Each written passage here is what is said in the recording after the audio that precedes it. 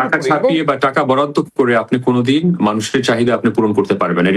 5 লক্ষ কোটি টাকার আমি ঋণ নিয়ে বসে আছি, এখন ঋণ পরিশোধ কিভাবে করব এখানে নিয়ে কিন্তু এখানে কোনো ডায়ালগ। ফয়সাল, নতুন সরকার ফ্যামিলি কার্ড ও কৃষক কার্ডের মতো সামাজিক সুরক্ষা কর্মসূচির প্রতিশ্রুতি দিয়েছে।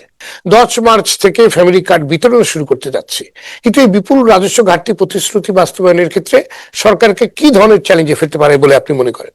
দেখেন, স্বাভাবিকভাবে আমাদের যে বর্তমানে যে রাজস্ব ঘাটতি যে রয়েছে এবং একই সাথে আমাদের বলবো যে বাজেট ঘাটতি যেটা রয়েছে, তার উপরে আপনার একটি বাণিজ্য ঘাটতি যেটা রয়েছে, এর উপরে আমি আগেই বলেছিলাম যে আমাদের ডেট সার্ভিসিং করতে হয় প্রতি অর্থ বছরে অন্তত পক্ষে 1,60,000 কোটি টাকা এক্সটার্নাল এবং ইন্টারনাল ডোমেস্টিক ডেট সার্ভিসিং আমাদের করতে হচ্ছে, যেটা আমাদের বাংলাদেশি ব্যাংকগুলোকে ঋণ পরিশোধ করতে হচ্ছে। বৈদেশিক এই মাল্টিল্যাটারাল যে লেন্ডার গুলো রয়েছে, ওয়ার্ল্ড ব্যাংক, IMF, ADB ইত্যাদি, তাদেরকে কিন্তু আমাদের এই ঋণটা কিন্তু পরিশোধ করতে হচ্ছে। আমি শেষমেশ আমাদের 8 লক্ষ কোটি টাকার ভিতরে প্রথমে কিন্তু 1,60,000 কোটি টাকা চলে গেল আপনার ঋণ পরিশোধ করার নামে। তার পরবর্তীতে দেখা যাচ্ছে যে আপনার বর্তমান উন্নয়ন প্রকল্প যেটা বললে আমাদের সম্মানিত সমালোচক একটা যুক্তিসঙ্গত একটি কথা উল্লেখ করে বলেছে যে আমাদের আসলে সামাজিক সুরক্ষা বেষ্টনীর ভিতরে আমাদের অতীতের সরকার, খালি বর্তমানের সরকার না, আপনার অন্তর্বর্তীকালীন সরকার কথা বলেছিল, বিগত সরকার ও নির্বাচিত সরকাররা কথা বলেছে, বিগত 54-55 বছরে কিন্তু আমরা এই কথাটা আমরা বারবার আমরা শুনে এসেছি। এখন আমার মূল কথা হচ্ছে, দেখেন আমরা ফ্যামিলি কার্ডের কথাটা কেন আসছে এখন, কারণ বাংলাদেশের মানুষ, বিশেষ করে প্রত্যন্ত অঞ্চলের মানুষ, প্রান্তিক জনগোষ্ঠী, তারা মূল্যস্ফীতির তীব্রতার কারণে তারা নিত্য প্রয়োজনীয় পণ্য ক্রয় করতে পারছে না। এটা হচ্ছে মূল কথা, একদম সাফ কথা। আসল বাস্তবতা হচ্ছে যে চাঁদাবাজির কারণে যেই আপনার কৃষি পণ্যটি 10 টাকায় গ্রামে বিক্রয় হয়, সেটা কিন্তু দেখা যাবে ঢাকায় আপনার কারওয়ান বাজারে আসতে আসতে দেখা যায় কিন্তু 10 ঘাটে চাঁদা দিয়ে সেটা 120 টাকায় বিক্রি হচ্ছে। তো আপনার প্রথম হচ্ছে আপনার চাঁদাবাজের সিন্ডিকেট যদি আপনি এটা ভেঙে দিতে না পারেন, আপনি মূল্যস্ফীতির তীব্রতা, আপনি সুদের হার যদি এখন তো বর্তমানে আপনার 14% 15% আছে লেন্ডিং রেট, এই লেন্ডিং রেট যদি আপনি 25% নেন, আপনি কিন্তু মূল্যস্ফীতি কিন্তু আপনি নিয়ন্ত্রণ করতে পারবেন না। আপনি দেখেছেন যে লেবুর দাম কিছুদিন আগে এক হালি লেবুর দাম 185 টাকায় এসে পৌঁছেছে। টাকা ছাপিয়ে বা টাকা বরাদ্দ করে আপনি কোনোদিন মানুষের চাহিদা আপনি পূরণ করতে পারবেন না। বিশ্বের ইতিহাসে কোন সরকার কোনোদিন আপনার রোমান এম্পায়ার থেকে শুরু করে ব্রিটিশ এম্পায়ার পর্যন্ত, মোগল এম্পায়ার পর্যন্ত এবং বাংলাদেশের অতীতে 54-55 বছর তো আমাদের ইতিহাস থেকে আমরা শিক্ষা নিয়েছি, আপনার বাজেটের আকার বড় হচ্ছে, ঋণের আকারও বড় হচ্ছে, আপনি ঋণ পরিশোধ করতে এখন বর্তমানে আপনি হিমশিম খেয়ে যাচ্ছেন। ভবিষ্যতে 2027 সাল থেকে 28 সাল থেকে যখন আপনার ঋণ পরিশোধ করতে হবে, বিশেষ করে এই নির্বাচিত সরকার যখন আসলেই বৈদেশিক ঋণ পরিশোধ করতে হবে, তখন তো আরো হিমশিম খাবে। তো আমার কথা হচ্ছে, বিগত সরকারগুলোতে দেখেছি, বিশেষ করে এর আগে যে সরকার ছিল তাদের ক্ষেত্রে দেখেছি যে তারা গর্ববোধ করতো যে আমরা বিশাল বড় বাজেট দিয়েছি। যথার্থ কথা বলেছেন যে আমার ঋণ নিয়ে আমি গর্ববোধ করছি, আমি বিপুল পরিমাণে আমি ঋণ নিলাম, 2 লক্ষ 3 লক্ষ 5 লক্ষ কোটি টাকার আমি ঋণ নিয়ে বসে আছি। এখন ঋণ পরিশোধ কিভাবে করব এখানে নিয়ে কিন্তু এখানে কোনো ডায়ালগ নেই। এমনকি বাংলাদেশের বর্তমানে যারা প্রতিদ্বন্দ্বিতা করেছে, প্রধান যে প্রতিদ্বন্দ্বী যে 2 দল, তাদের থেকে কিন্তু তাদের ইশতেহারে কিন্তু কোনো দল কিন্তু আপনার স্পষ্টভাবে কিন্তু বলে নাই যে তারা ঋণ পরিশোধের যে 5 বছর মেয়াদী যে ঋণ পরিশোধের যে পরিকল্পনাটা, আমরা কোনো সুস্পষ্ট কিন্তু এখানে কোনো বার্তা আমরা আসলে সত্যিকার অর্থে পাইনি। তো অবশ্যই আমাদের বর্তমানে ভাতাটা এবং বিশেষ করে আপনার ক্যাশ হ্যান্ড আউট, এটা অত্যন্ত পপুলার। আমাদের সম্মানিত সমালোচক এটা যথার্থভাবে বলেছে যে পপুলিস্ট যে অ্যাকশনটা গুলো নেওয়া হচ্ছে, সেটা election rhetoric is absolutely fine. এখানে আমি অবশ্যই এটাকে আমি সমর্থন করছি, এটা অসত্য।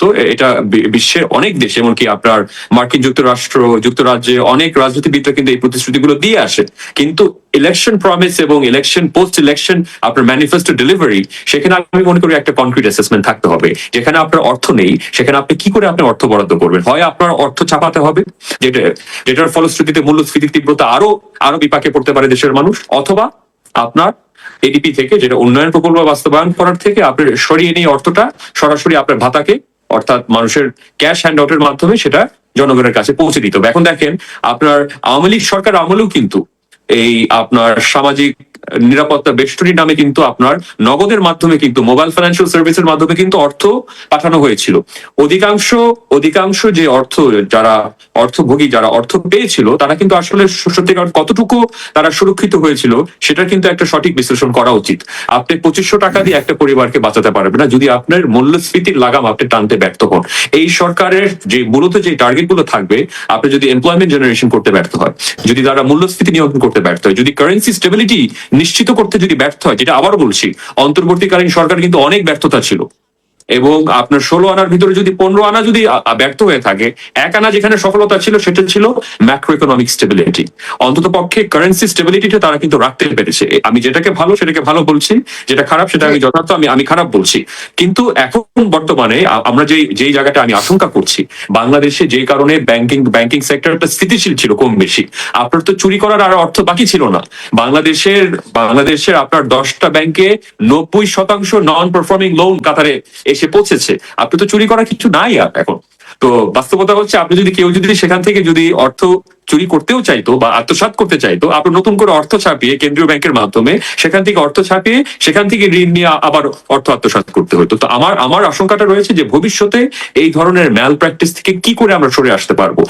আর মূল কথা হচ্ছে যে এই যে সামাজিক নিরাপত্তা বেষ্টনী কথাটা আমরা বারবার বলছি, আমরা বিগত সরকারেও, অন্তর্বর্তীকালীন সরকারে যারা অনেক উপদেষ্টারা কিন্তু অনেকবার বলেছিল যে জেলা পর্যায়ে আমাদের বাজেট বরাদ্দ করতে হবে, যদি অর্থের সুষম বন্টন করতে হয়, গুণগত ব্যয় নিশ্চিত করতে হয়, অবশ্যই জেলা পর্যায়ে বাজেট বরাদ্দ করা দরকার। না হলে তৃণমূল পর্যায়ের মানুষ, প্রান্তিক জনগোষ্ঠী এই প্রবৃত্তির সুফল জীবনও পাবে না।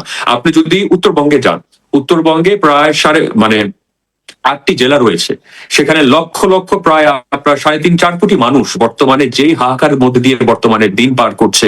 আপনি যদি দক্ষিণবঙ্গে আপনি বরিশাল, পিরোজপুর, পটুয়াখালী, এমনকি আমার ফরিদপুর জেলা, বৃহত্তর ফরিদপুরে যে 5টি জেলা রয়েছে, অধিকাংশ মানুষের কোনো সঞ্চয় নেই। সঞ্চয় রয়েছে 50,000 থেকে 1.5 লক্ষ টাকা সঞ্চয়।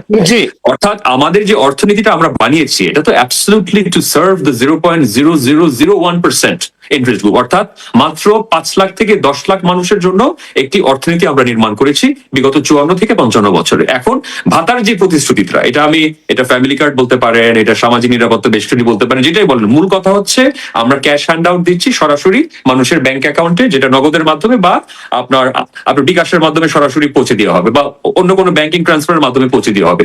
আপনি এখানেও জানেন অতীতের সরকারের মাধ্যমে, আমি কারোর কটাক্ষ করে আমি বলছি না, কিন্তু আমি বলছি যে এখানে একটা ব্যাপক ফ্যালাসি হওয়ার সম্ভাবনা আছে। উন্নয়ন প্রকল্পগুলো রয়েছে, সেগুলোর জন্য তো টাকা প্রয়োজন। এখন সত্যিকারের কথা হচ্ছে যে আসলে আমাদের যে মেগা প্রকল্প করার যে সাহস, এখন কিন্তু মেগা প্রকল্প করার কিন্তু আর কোনো সুযোগ নেই। অর্থের ব্যাপক ঘাটতি রয়েছে, আপনার বাজেটের ব্যাপক ঘাটতি রয়েছে, রাজস্ব ঘাটতি রয়েছে, এর উপরে বাণিজ্য ঘাটতি রয়েছে। আপনার রপ্তানি প্রবৃদ্ধির হার ব্যাপকভাবে কমে গিয়েছে। আপনি আমদানি করতে পারছেন না, কারণ আপনার ডলার রিজার্ভ ক্র্যাশ করার একটা সম্ভাবনা ছিল কিছুদিন আগে। তো মূল সামষ্টিক অর্থনীতির দিক থেকে দেখতে গেলে আসলে আমাদের সকলের, আমি মনে করি আমাদের প্রধান রাজনৈতিক দলগুলো, আমি মনে করি যে অর্থনীতির যে বাস্তবতা, এই যে আজকে বর্তমানে আমি দেখলাম ইলেকশন ম্যানিফেস্টোতে একটা সরাসরি বলে দিল 8% অফ জিডিপি হবে আমার এফডিআই টার্গেট। আমরা তো 0.5%, 1% করতেও তো আমরা হিমশিম খেয়ে যাচ্ছি। আমরা $5 বিলিয়ন আনতে পারি না।